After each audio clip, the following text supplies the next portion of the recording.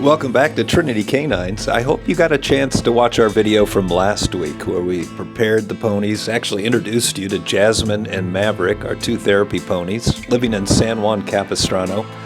This week we're going to go a little bit deeper into this story. So Maverick and Jasmine are volunteers for Vitas Hospice. That means they go and serve for individuals at the end of life, people who want to see another animal, pet an animal, smell an animal before they go. And that's what these two are perfect for. Today we'll show you the process of giving them the bath in depth. And then you'll get to meet my wife Amanda. You'll get to see us head out on a hospice visit.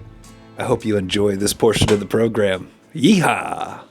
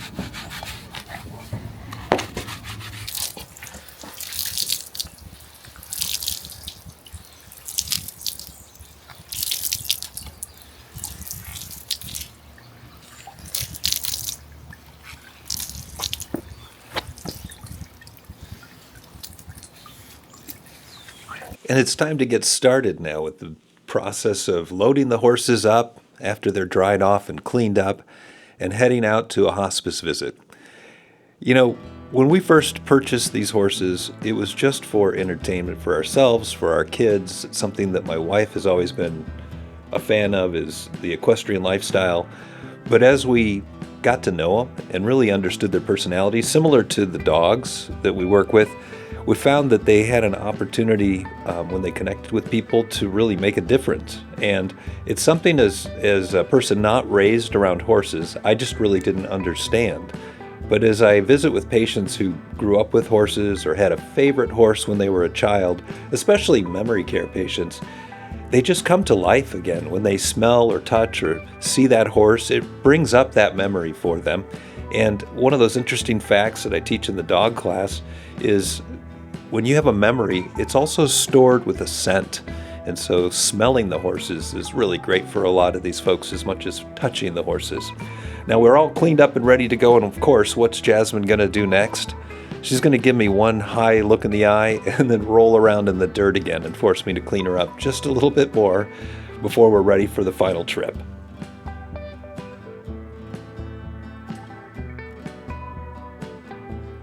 Now we're ready to go. When I do the dog training classes, I often tell people it's really important that you transport your dog in an appropriate carrier for your dog.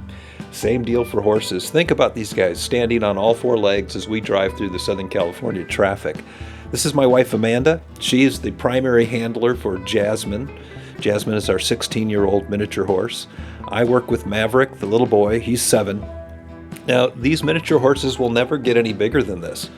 They were actually bred hundreds of years ago to pull coal carts out of coal mines.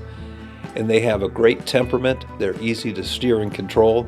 And it was really a simple decision, I guess, back then to use them as a working animal to assist with everyday life. So we're getting ready for the final inspection here before we get on the trailer. Make sure that the horse is clean, dry, smells good, feels good. And depending on the situation, they might even have to get some shoes. Jasmine here will be modeling the pair of size 4 Build-A-Bear Workshop strap-ons. These shoes are so difficult to find. These were originally, when our kids were little, they had Build-A-Bears. These were a bear that you went to the mall with your kid and you made them in a store, and you picked out the clothes and you picked out shoes. And surprisingly, these shoes fit on Jasmine's feet. Now, why does she have to wear shoes? Well, on occasion, we're going to go into a facility that has linoleum floors or tile floors, and the hooves just can't take it. So they need to wear shoes or have their feet wrapped in those instances. Once they bounce into the trailer, we tie them up, say our final goodbyes, lock it up, and we are on the road for our afternoon hospice visit.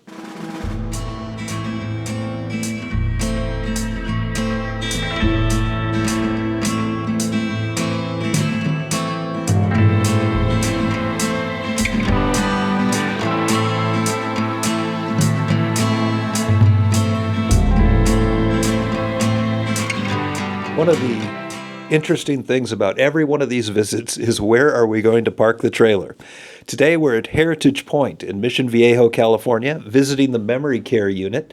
We actually have a patient there who's unfortunately suffering from Alzheimer's, a younger gentleman in his 60s, and really wanted to have a horse come to visit him. So Amanda and I were able to load the horses up, get them back to Mission Viejo, unload them, and it's time to go in for the visit. It's interesting, every single time we come out of the trailer, people come out of the woodwork to say hello to the horses. We find creative ways into the building when we can. Today it's around the side, and fortunately for us, all of these patients live in an area where they're able to be moved out into the back patio so we can visit a whole group of individuals at once. We're really happy that you were able to join us on this visit to see how your horse or your dog could impact the life of others. Visit us at our website, www.trinitycm.org, and learn more how you can take your animal out and be of service to others. And here's a fun bonus for the end of the video.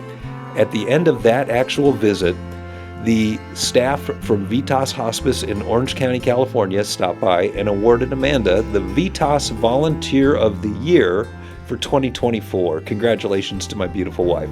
Thanks so much for joining us. We'll see you next time at Trinity Canines.